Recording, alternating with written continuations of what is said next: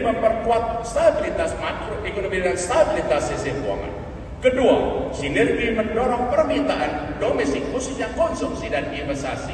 Ketiga, sinergi meningkatkan produktivitas dan kapasitas ekonomi nasional.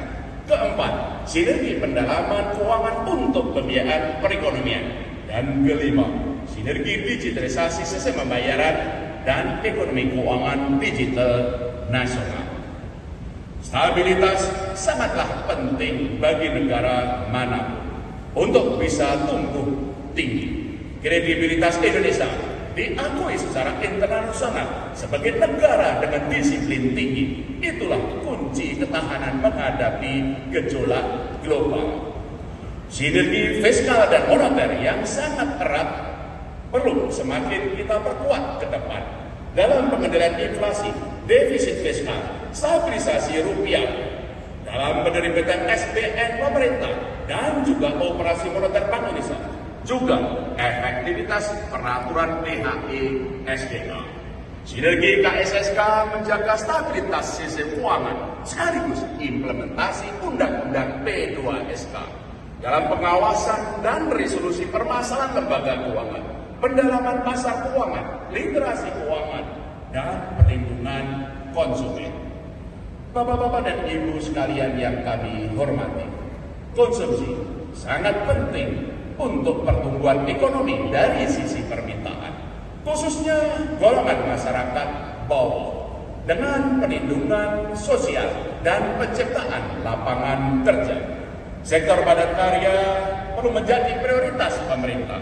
Hilirisasi pertanian dan perikanan, perumahan khususnya perumahan rakyat, UMKM, ekonomi kreatif, dan pariwisata. Hilirisasi pangan pencipta lapangan kerja yang besar, mendukung pengendalian inflasi, dan meningkatkan kesejahteraan rakyat. Pertumbuhan tinggi mengharuskan pula transformasi di ekonomi di sektor real. Produktivitas perlu kita naikkan lebih tinggi. Tingginya biaya investasi perlu kita turunkan, mengejar ketertinggalan PMA dari negara tetangga. Karenanya modal perlu kita naikkan dengan perbaikan iklim investasi, akselerasi realisasi PMA, dan mendorong sektor padat modal. Kenaikan tenaga kerja perlu kita dorong dengan pendidikan vokasi, termasuk sertifikasi profesi dan stimulus di sektor padat karya. Produktivitas dikejar dengan infrastruktur dan rantai pasok nasional ke global. Digitalisasi ekonomi, sistem pembayaran, jasa keuangan, dan perkantoran juga bisa menaikkan produktivitas. Dengan sinergi kelima kebijakan transformasi ekonomi nasional tersebut, ekonomi Indonesia insya Allah bisa tumbuh lebih tinggi. Stabilitas makroekonomi terjaga.